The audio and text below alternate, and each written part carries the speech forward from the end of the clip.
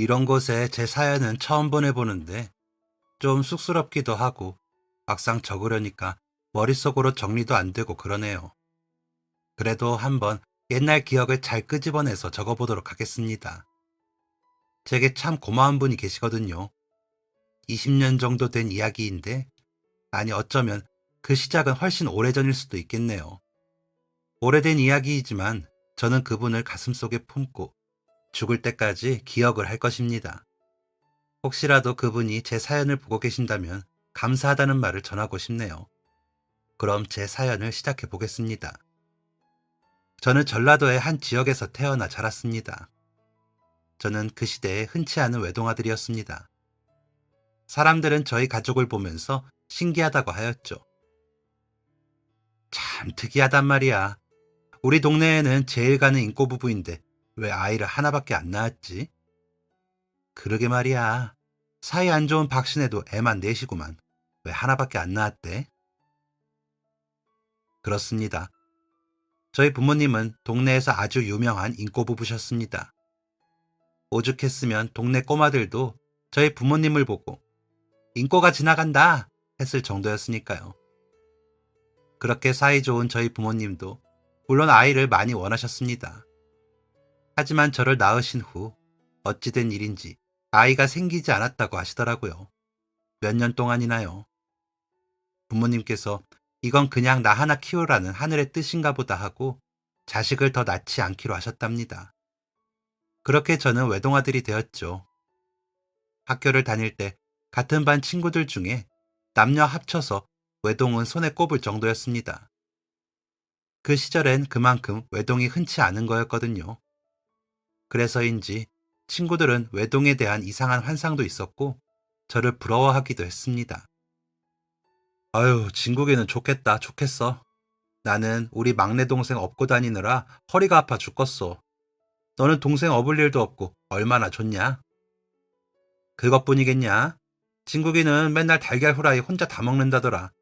나는 달걀 후라이 어머니가 해주면 형들한테 다 뺏겨서 먹을 것도 없어. 기름 냄새만 맡는다니까. 아이고 부럽다. 나도 외동이었으면 얼마나 좋아. 동생을 업을 일도 없고 달걀 후라이를 혼자 다 먹는 것도 맞는 말이었지만 저는 외동인 게 그닥 좋지 않았습니다.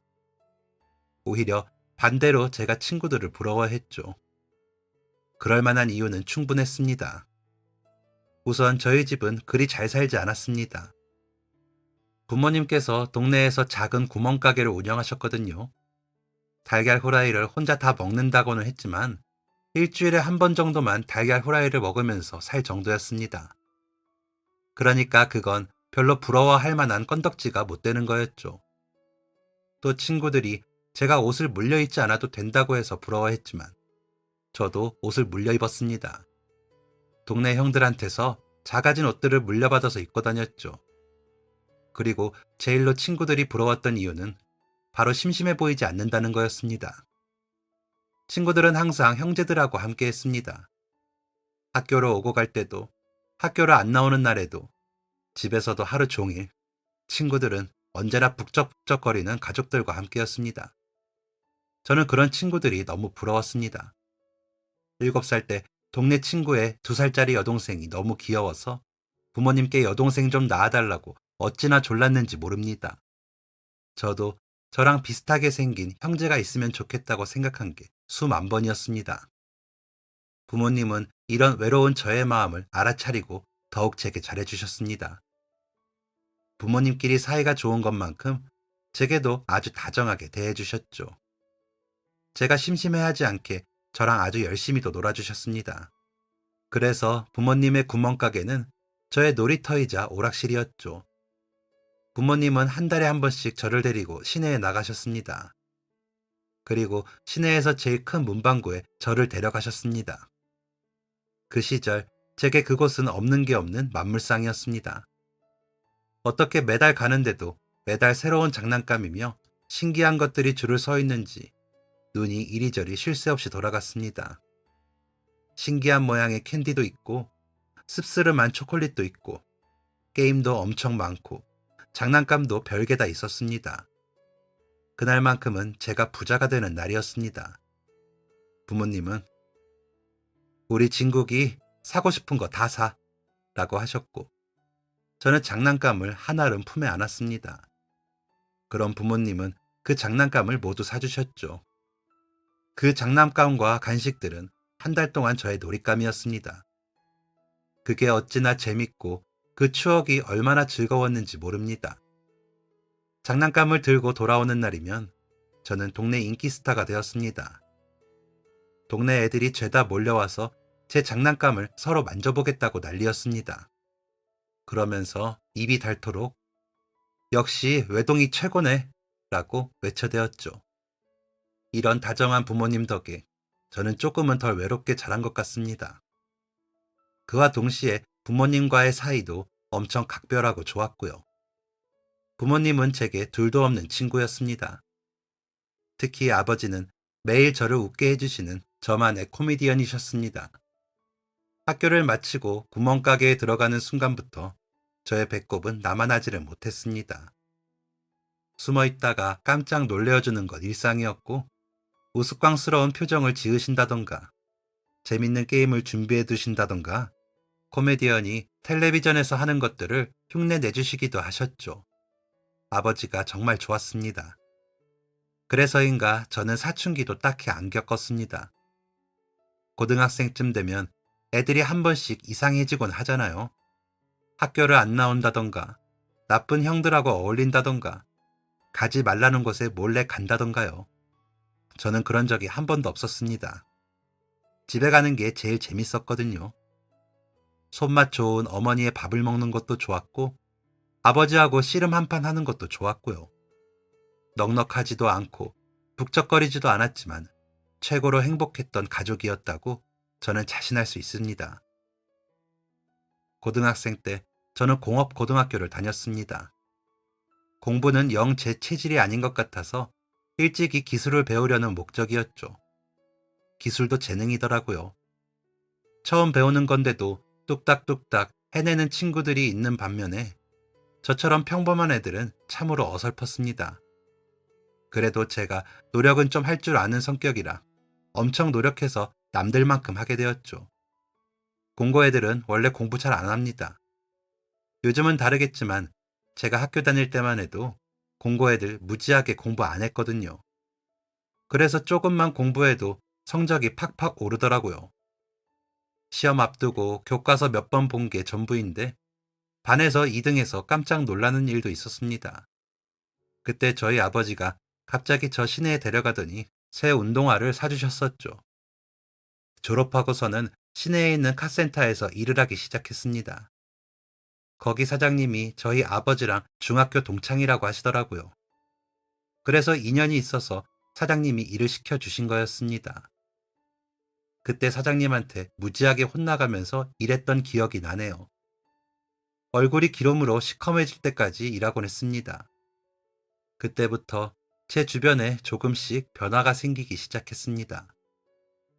제가 국민학교 때부터 함께 놀던 친구들이 있었습니다.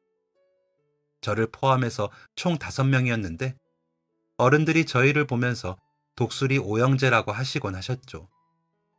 저희는 매일을 함께 했습니다.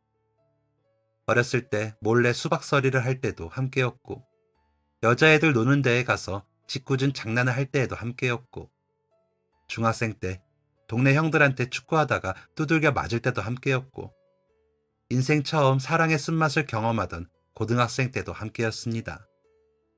저희의 우정은 영원하리라 생각했습니다. 저희를 갈라놓을 것은 아무것도 없다고 믿었죠. 그만큼 저희는 돈독했습니다. 친구들 중에 저만 공고를 갔는데 그래도 저희 우정은 변치 않았습니다. 집이 다 근처였거든요. 학교 끝나고 익숙하게 서로의 집을 드나들면서 모여서 놀곤 했었죠.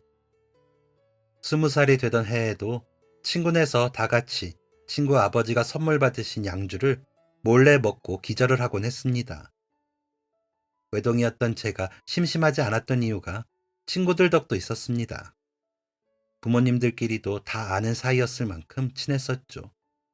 그랬는데, 야, 나 서울 간다. 뭐? 갑자기 왜? 갑자기 뭔 서울인데? 니네 집 복권 1등 됐어? 너네 아버지 맨날 복권 사시잖아. 아니야, 짜식아. 나 대학 붙었다. 나 서울로 대학 간다. 뭐? 진짜야? 야, 완전 축하해. 이 자식, 그렇게 공부만 하더니 진짜 축하해. 독수리 오형제 중 한 명이 서울에 있는 대학을 가게 되었습니다. 국민학교 때부터 저희들 중에 제일 공부를 잘하더니 결국 서울에 있는 명문대에 합격을 한 것이었습니다. 친구와 헤어져야 하는 마음은 분명 아쉬웠지만 진심으로 친구를 응원해 주었습니다. 친구는 미리 학교 근처에 하숙집을 알아봐야 한다면서 눈이 펑펑 오는 겨울날 친구네 아버지의 트럭을 타고 서울로 떠났습니다. 넷이 우르르 몰려가서 친구가 떠나는 모습을 한참을 바라봤던 기억이 납니다. 그렇게 한 명이 떠나 사형제가 된 지 얼마 안 되었을 때였습니다. 이번엔 다른 한 명이 청주로 간다고 했습니다. 큰아빠네 공장에서 일을 하게 되었다고 하더라고요. 그렇게 두 번째 친구도 떠나서 저희는 삼형제가 되어버렸습니다. 쓸쓸한 것도 잠시 집에 입영 통지서가 날라왔습니다. 오지 않을 것만 같았던, 오지 않기를 바랬던 바로 그 입영 통지서가 말이죠. 친구들 중에 제가 제일 먼저 가게 되었습니다. 저 군대 들어가던 날 어머니가 펑펑 우셨던 게 아직도 기억이 나네요. 어머니가 항상 들고 다니시는 꽃무늬 손수건이 다 젖도록 눈물을 많이도 흘리셨습니다. 진정한 사나이가 되어서 돌아오겠다고 다짐하고 군대에 들어갔습니다. 그리고 곧 이어서 두 친구도 군대에 갔죠. 마치 100년 같았던 길었던 군대 생활을 끝내고 나왔습니다. 저는 다시 카센터에서 일하기 시작했고 친구들도 곧 제대를 했죠. 제일 늦게 갔던 친구가 제대하던 날 셋이 모여서 한잔 하던 중이었습니다. 야, 나 이사 간다. 뭐? 갑자기 이사를? 왜? 어디로 가는데? 이 근처? 아니, 할머니 집으로. 할머니 건강이 안 좋아지셨는데 돌봐줄 사람이 없다고 하시더라고. 그리고 우리 아빠 얼마 전에 권고사직 당하셨거든. 할머니 댁 올라가서 할머니가 하시는 장사 물려받기로 했어. 친구 할머니 댁이 경기도 수원인가 그랬습니다. 그 말을 남긴 친구는 보름도 안 되어서 고향을 떠나고 말았습니다. 이제 둘만 남게 되었죠. 이 친구는 부모님들 고향도 다 전라도였고 집 근처 회사를 다니고 있었던지라 떠날 일이 절대 없었습니다. 아니, 그런 줄만 알았죠. 이 녀석이 서울 놀러 갔다가 한 여자를 만났답니다. 한동안 그 여자한테 푹 빠져서 살더니 결국 결혼한다면서 서울로 슝 떠나버렸죠. 서울에서 결혼까지 했습니다. 결혼식 한다고 버스 타고 서울까지 올라가서 봤는데 아주 좋아 죽더라고요. 마지막 친구까지 떠나버려서 많이 아쉬웠지만 다들 잘 살고 있으니까 그걸로 됐다 싶었습니다. 그리고 고향엔 저의 첫 번째 친구인 부모님들이 계시기도 했고요. 부모님은 제 친구들이 다 뿔뿔이 흩어진 것을 저만큼이나 안타까워 하셨습니다. 우리 독수리 오형제들 심심해서 어떡해? 엄마, 나 안 심심해. 엄마도 있고 아빠도 있잖아요. 아냐, 우리 진국이도 심심할 거야. 그치, 심심하지? 뭐 괜찮은데요?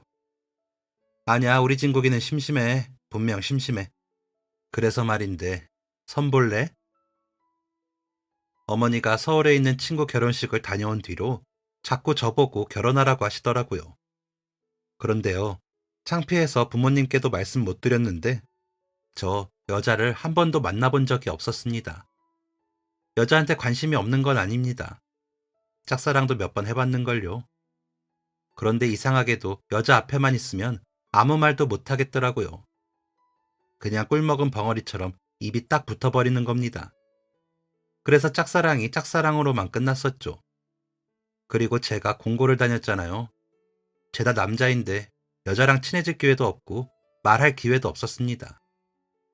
상고간 제 친구들은 여자친구도 사귀고 그랬는데 저는 뭐 만화방 자주 오고 여고 여자애나 몰래 바라보는 신세였었죠.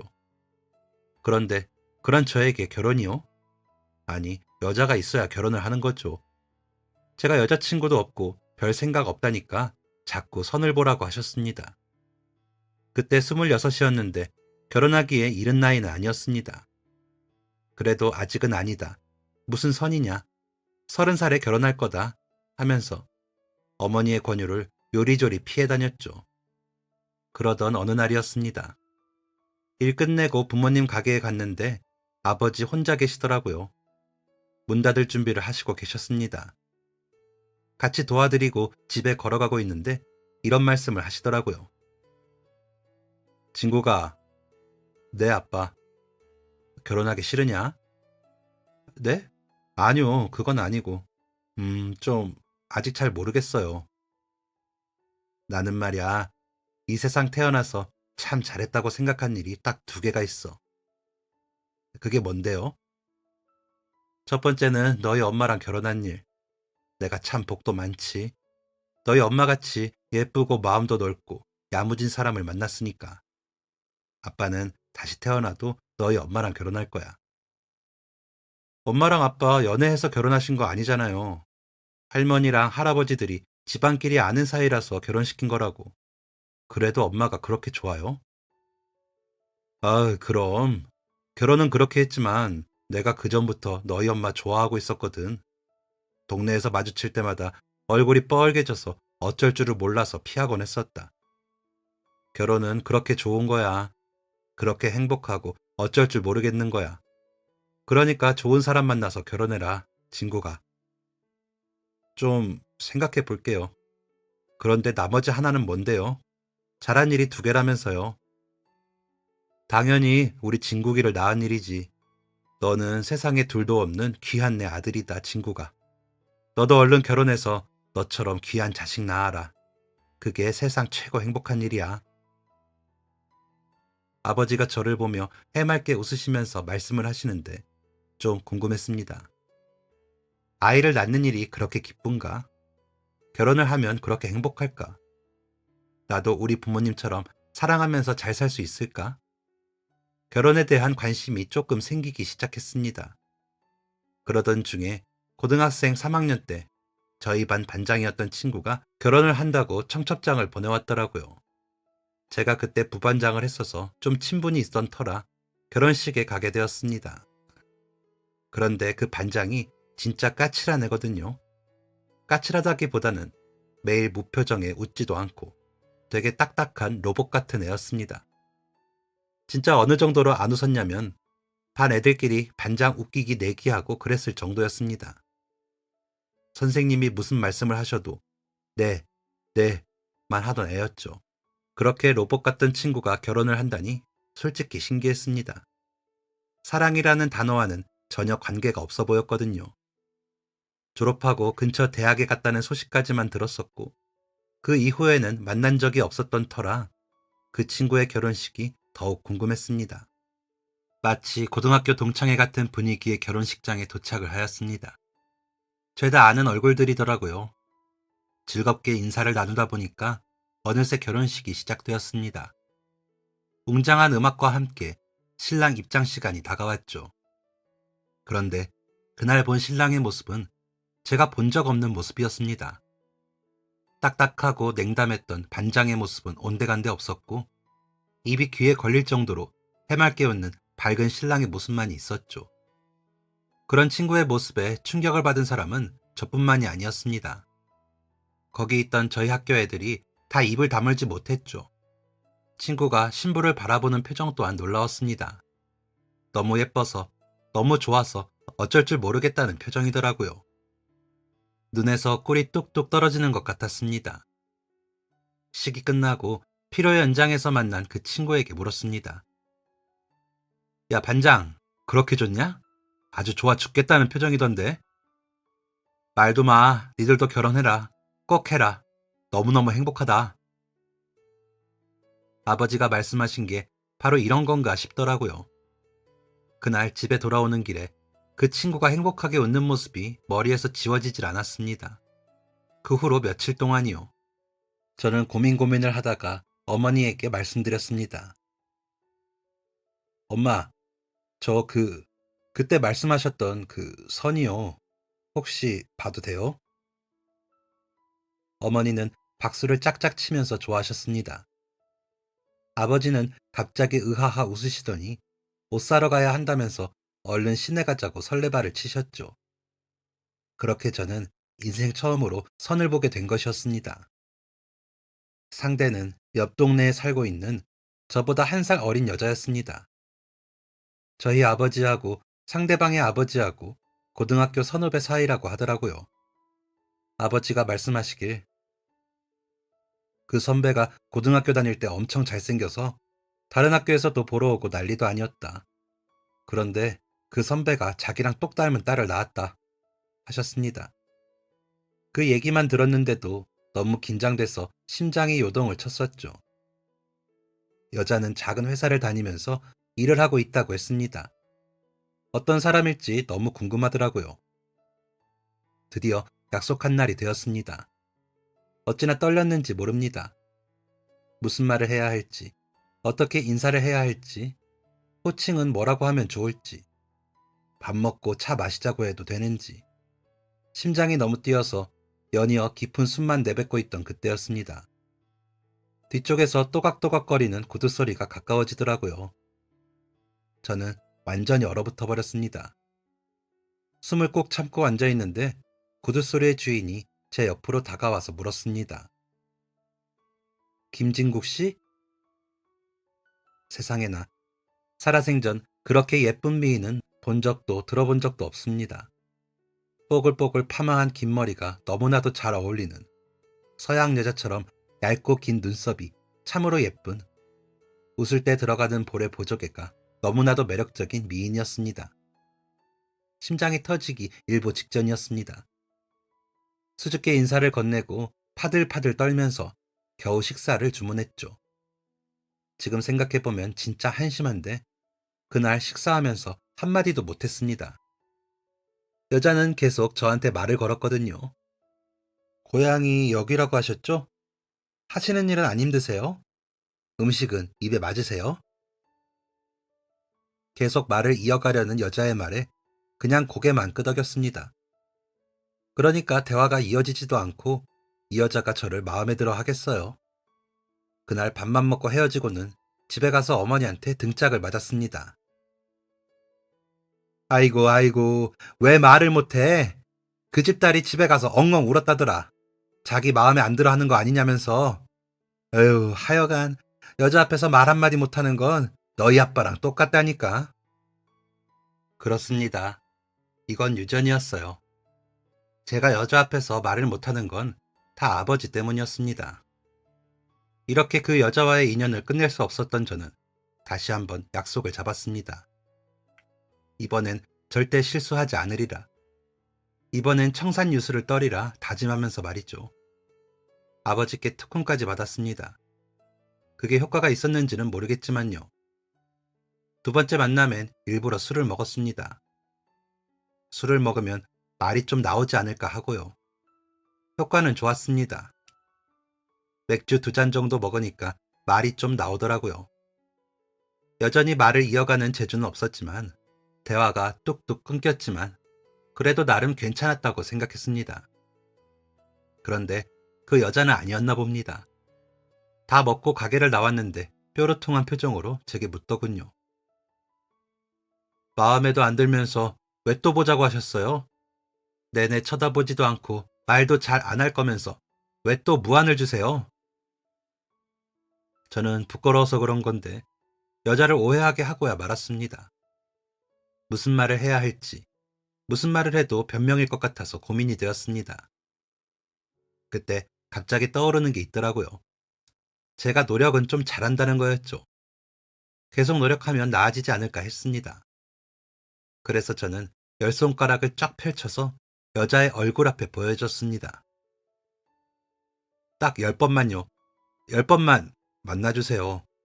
제가 노력할 테니까. 그래도 싫으면 그만 만나셔도 돼요.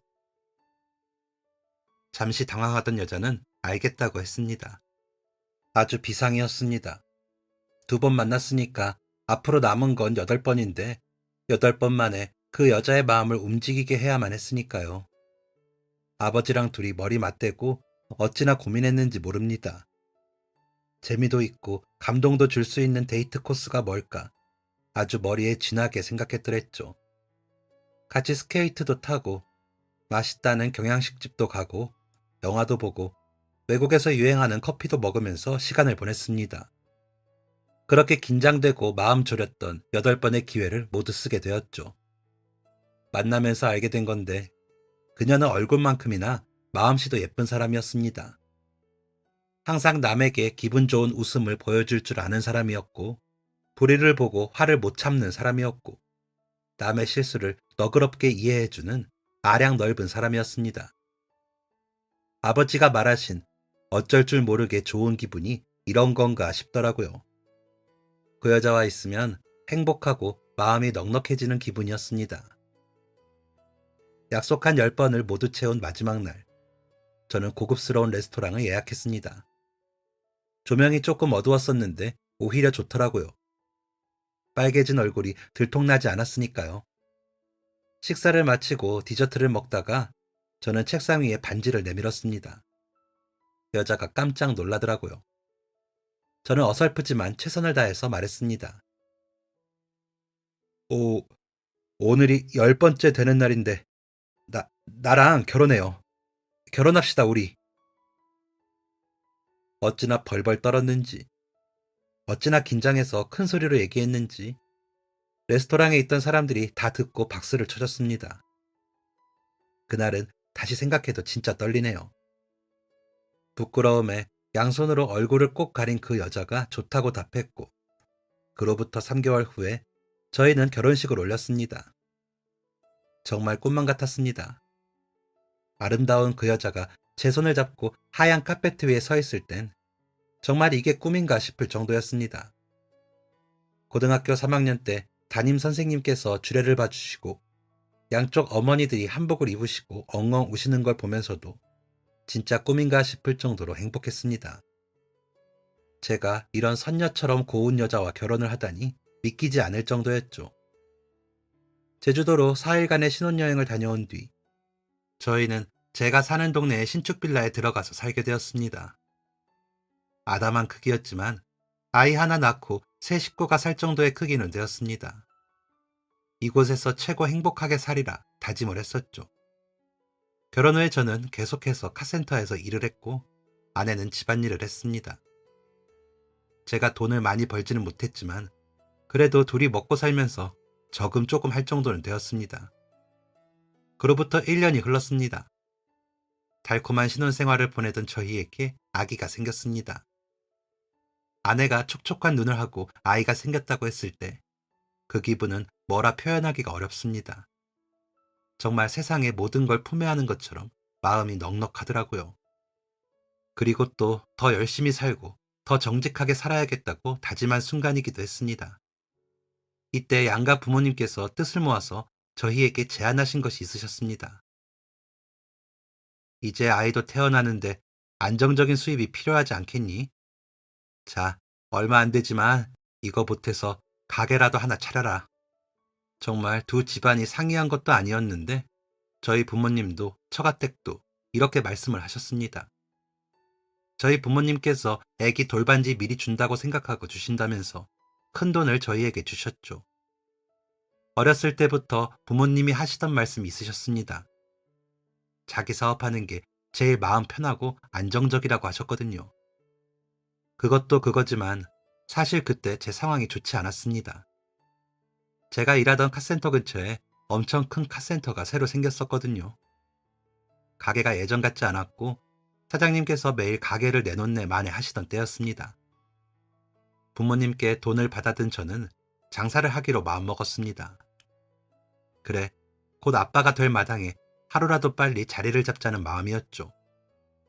시내에 좋은 자리를 알아보러 부모님과 함께 거의 매일을 부동산을 돌아다녔습니다. 그러다가 시내에서 잘 되던 김밥집이 있었는데 거기 사장님이 건강이 안 좋아지셔서 급히 가게를 빼게 되었다고 하더라고요. 그래서 건물 주인이 저렴한 가격에 새를 내놓았었죠. 어차피 음식 장사를 하려고 했었던지라 가게 규모도 딱 좋고 주방도 깨끗하니 많이 안 고치고 쓸만했습니다. 그렇게 그 가게에 들어가서 분식집 장사를 하게 되었죠. 배부른 아내까지 나와서 가게 일을 도왔습니다. 손님이 꽤 있었거든요.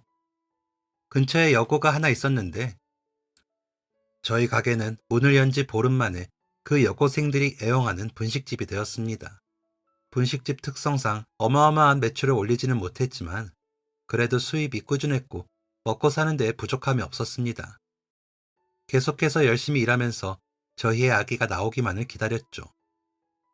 그렇게 분식집을 운영하고 5달쯤 지난 어느 날 세상에 둘도 없는 너무나도 귀하고 예쁜 저희 딸이 세상에 나왔습니다. 그때 저희 어머니가 아내하고 병원에 갔는데 일하다가 어머니 전화 받고 발바닥에 불이 나도록 병원으로 달려간 기억이 납니다. 그리고 병원에 도착하자마자 저희 딸이 태어났고 피덩이에 그 작은 아기를 보게 되었죠.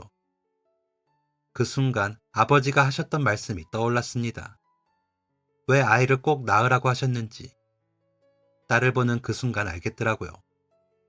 세상에 이런 벅찬 행복을 못 느끼고 죽었다면 진짜 억울했을 만큼 너무 큰 행복이었습니다.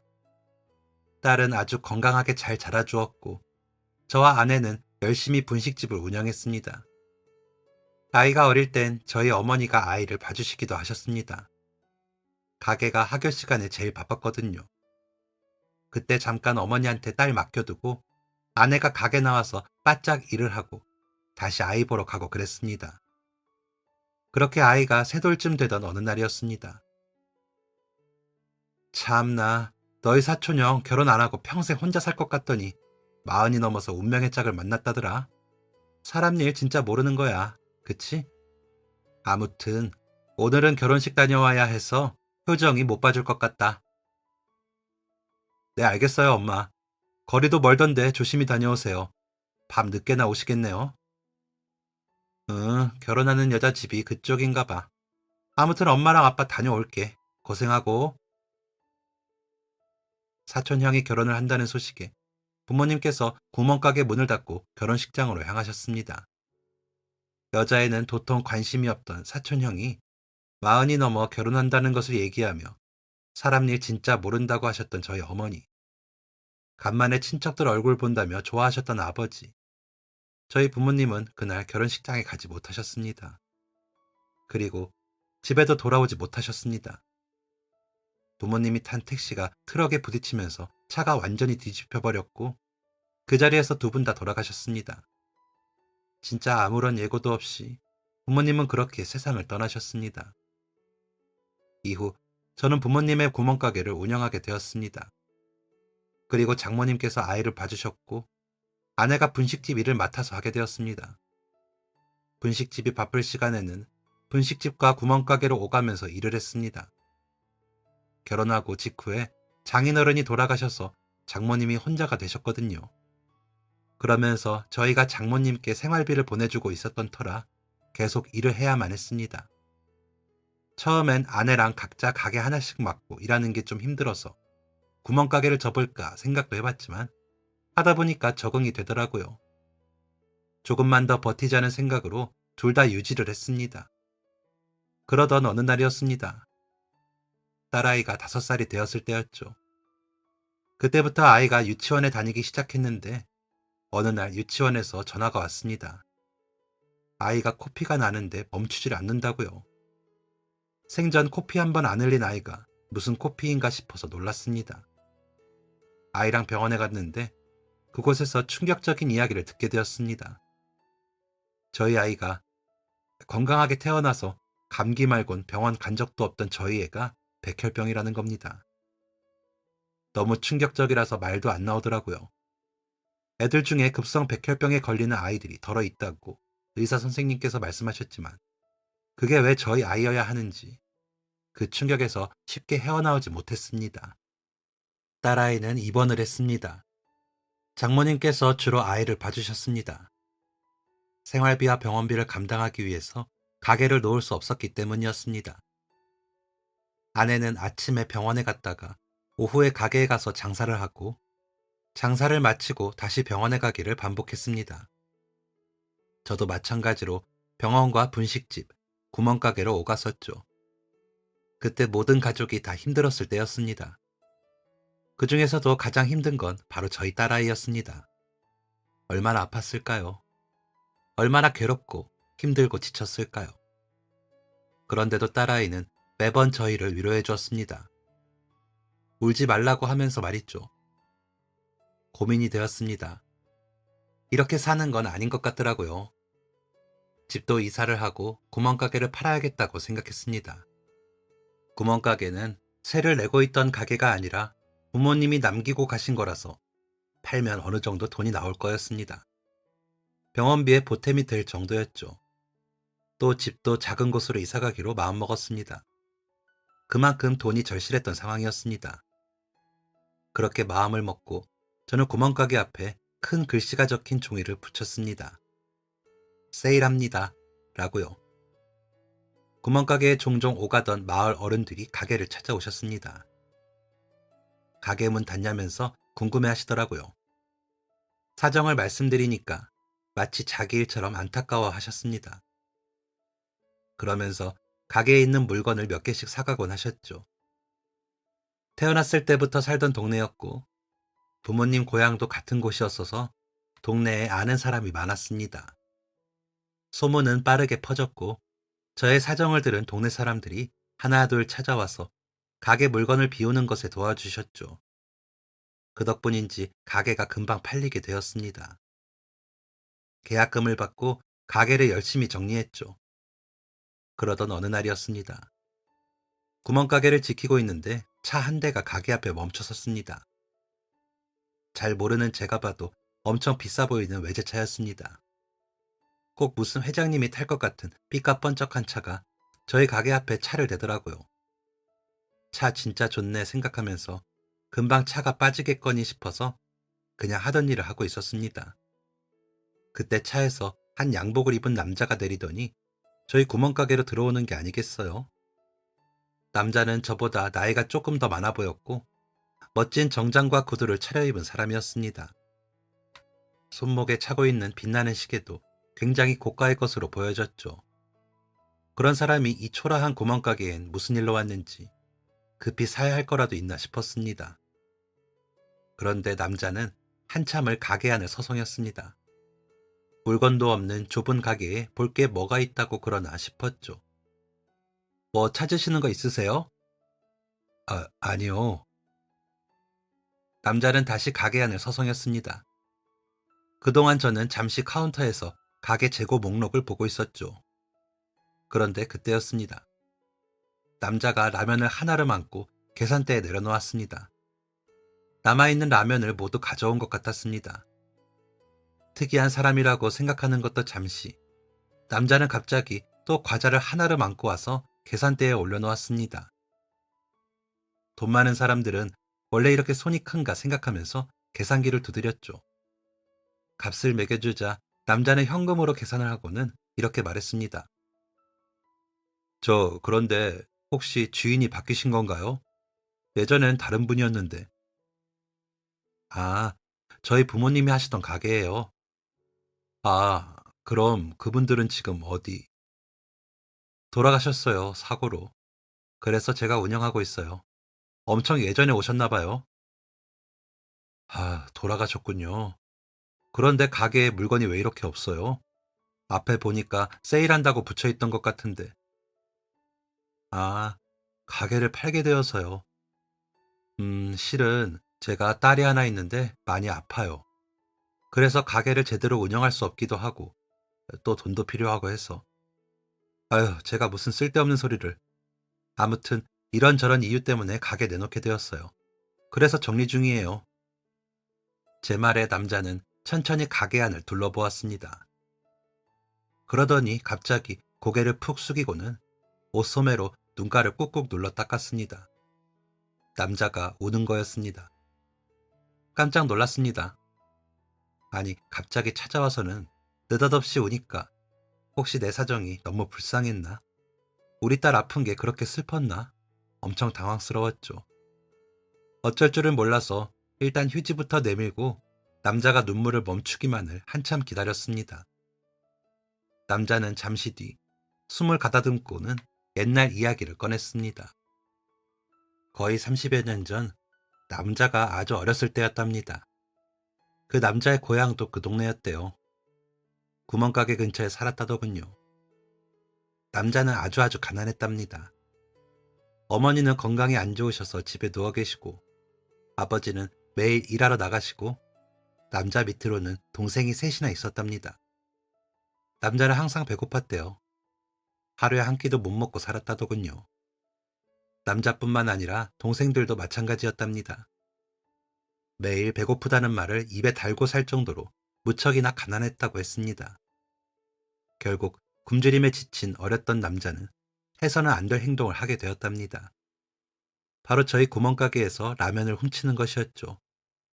처음엔 너무 배고파서 자기도 모르게 절로 손이 움직였답니다. 그런데 저희 부모님이 그걸 눈치를 못 채니까 그 남자가 다음 날도 가게를 찾아왔대요. 그렇게 매일매일 무려 6개월 동안 라면을 거의 매일 하나씩 훔쳤답니다. 6개월 동안 거의 매일이라면 그 양이 상당할 텐데 저희 부모님이 몰랐을 리가 있으셨겠어요? 알면서도 모른 척 하신 거였죠. 남자가 라면을 훔친 지 3개월쯤 되었을 때 라면의 위치가 바뀌어 있었답니다. 원래 계산대 옆쪽에 위치해 있었는데 아예 가게 밖으로 빼놓으셨다더라고요. 더 가져가기 쉽게 말이죠. 부모님이 일부러 그러신 거였습니다. 그 덕에 남자는 동생들과 굶주리지 않을 수 있었대요. 그러다가 남자의 어머니가 돌아가셨고 그러면서 서울에 있는 고모댁에 가서 살게 되며 이사를 갔다고 했습니다. 그러면서 남자는 매일 생각했대요. 꼭 성공하리라. 그리고 꼭 성공해서 구멍가게를 찾아가리라. 이렇게 말이죠. 평생 죄책감을 가지고 살았습니다. 꼭 이 은혜 갚겠다고 다짐도 했고요. 그런데 제가 너무 늦게 왔네요. 두 분을 뵐 수 있었다면 좋았을 텐데. 이 돈, 그때 그 라면 값입니다. 늦게 드려서 죄송합니다. 그리고 제가 산 이 라면이랑 과자들, 저처럼 어려운 사람이 오면 나눠주세요. 부탁드립니다. 남자는 두툼한 봉투를 제게 내밀었습니다. 그 안에는 라면 값의 몇십 배는 되는 돈이 들어있었습니다. 이 돈을 받아도 되는 건지 당황해하고 있는 제게 남자가 다시 말을 걸었습니다. 그리고 이 가게 안 팔면 안 될까요? 그냥 그러셨으면 좋겠어서. 그러면서 남자는 잠깐 기다려보라고 했습니다. 그러더니 자기 차로 가더라고요. 차 운전석에 있던 운전수로 보이는 한 남자와 무어라 대화를 나누더니 차를 타고 어딘가로 향했습니다. 10여 분이 지난 후 남자가 돌아왔습니다. 그리고 또 하나의 봉투를 제게 내밀더군요. 그 안에는 수표 여러 장이 들어있었습니다. 아주 큰 돈이었죠. 이게 뭔가요? 이건 이 구멍가게 전 사장님이었던 분께 은혜를 갚는 겁니다. 그때 도와주시지 않았다면 저는 정말 굶어 죽었을지도 몰라요. 그러니 부디 받아주세요. 이거로 따님 병원비도 해주시고 가게도 계속 지켜주세요. 네? 아니요. 이걸 제가 어떻게 받아요? 아닙니다. 괜찮습니다. 이러지 마세요. 전 사장님께 드리는 겁니다. 이렇게나마 그때 제 잘못을 뉘우치고 싶어요. 이래야지 죄책감 안 가지고 살 수 있을 것 같아요. 꼭 받아주세요. 아이고, 그렇다고 이렇게 큰 돈을. 이건 아닌 것 같은데. 돌아가신 전 사장님 부부 조의금이라고 생각하고 받아주세요. 늦었지만 고인의 명복을 빕니다. 인사가 늦었는데 감사합니다, 사장님. 남자는 진심 어린 눈으로 감사의 인사를 전했습니다. 그 감사의 인사가 향한 곳이 제가 아니라는 걸 잘 알고 있었습니다. 돌아가신 저희 부모님께 표하는 마음이었죠. 남자가 봉투를 제 손에 꼭 쥐어주고는 가게 밖으로 나갔습니다. 그리고 가게 간판을 한동안 올려다보다가 차를 타고 호련히 떠나버렸죠. 남자의 연락처라도 물어볼 걸 하고 생각한 것은 남자의 차가 떠난 지 한참 뒤였습니다. 그리고 다시 생각에 잠겼습니다. 이 돈을 어떻게 해야 할지였죠. 저는 가장이었습니다. 그리고 남편이고 아빠였습니다. 고로 집안의 생계도 책임져야 했고 딸 아이를 지켜야 했습니다. 고민 끝에 저는 그 돈을 쓰기로 했습니다. 그리고 그 남자의 말대로 가게를 팔지 않기로 했습니다. 계약금을 다시 돌려주고 다시 가게 운영을 하기로 했죠. 물건을 다 드러낸 김에 가게 내부를 깨끗하게 재정비했습니다. 오래된 진열대도 교체를 하고 페인트도 새로 바꾸었고요. 그리고 그 돈이 딸아이의 병원비에 큰 도움이 되었습니다. 그 덕분이었을까요? 딸아이의 병에 차도가 생겼습니다. 저희 가족에게 희망이 보인 것이었죠. 그로부터 몇 년 뒤 기적 같은 일이 일어났습니다. 딸아이의 병이 완치가 된 것이었습니다. 수술을 하고 항암을 하고 그 어린 나이에 하지 않아도 될 고생을 어찌나 많이 했는지 모릅니다. 그런데 우리 딸, 그 고생을 다 이겨내고 아주 건강한 모습을 되찾았습니다. 그리고 또 하나, 저희 구멍가게가 있던 곳이 땅값이 진짜 말도 안 되게 올랐습니다. 아무것도 없는 여기 뭐가 생기겠어 했는데 뭐가 생기더라고요. 동네 사람들 아무도 몰랐을 겁니다. 그때 정말 땅값이 몇 배로 크게 올랐습니다. 그때 마침 살고 있던 집을 내놓고 이사를 가야 하기도 했었고 저희 장모님이 세상을 떠나셨었거든요. 새로운 시작을 할 때가 아닌가 싶은 마음에 가게를 팔게 되었습니다. 그리고 저희 세 식구는 서울로 이사를 했죠. 가게를 판 돈으로 서울에 집을 구하고 새로 장사를 시작했습니다. 서울에서 김밥집을 차리고 우리 가족의 새로운 시작을 하게 되었죠. 그로부터 20년이 지난 지금 여전히 아내와 저는 김밥집을 운영하고 있습니다. 찾아와 주시는 손님들도 많고 배달도 잘 되는 소문난 분식집이죠. 그리고 저희 딸은 언제 다 커서 벌써 결혼까지 했습니다. 병원에서 그렇게 책을 많이 읽더니 지금 출판사에서 일을 합니다. 참 기특한 딸이 따로 없네요. 저희가 이렇게 살 수 있게 도움을 주신 아주 은혜로운 그때 그 남자분은 그 이후로 만난 적이 없습니다. 연락처를 알아보려고 애를 써봤지만 아무런 정보가 없어서 찾을 수가 없더라고요. 동네 어른분들께 여쭤보기도 했는데 그렇게 어렵게 살던 가족이 있다는 것만 대충 기억을 하시고 행방을 아시는 분은 없으셨습니다. 갑자기 나타나서 큰 돈을 남기고 간 남자. 그 남자는 저희 부모님에게 은혜를 갚으러 왔다고 했지만 되려 제가 은혜를 입은 사람이 되었네요. 다 착하게 사신 부모님의 덕이라고 생각합니다. 그래서 저도 부모님처럼 어려운 사람에게 베풀 줄 아는 사람이 되려고요. 혹시 모르잖아요. 나중에 저희 딸이 제 덕에 은혜를 입게 될지. 그날 구멍가게를 찾아오셨던 분이 혹시나 이 글을 보고 계신다면 정말 감사하다는 말을 전하고 싶습니다. 덕분에 저희 가족 잘 먹고 건강하게 잘 살고 있습니다. 정말 감사드리고 언제나 건강하시기를 기도하겠습니다. 그럼 이만 글 마치겠습니다. 지금까지 사연 들어주셔서 감사합니다. 사연이 재밌으셨다면 구독과 좋아요를 눌러주세요. 감사합니다. 안녕히 계세요.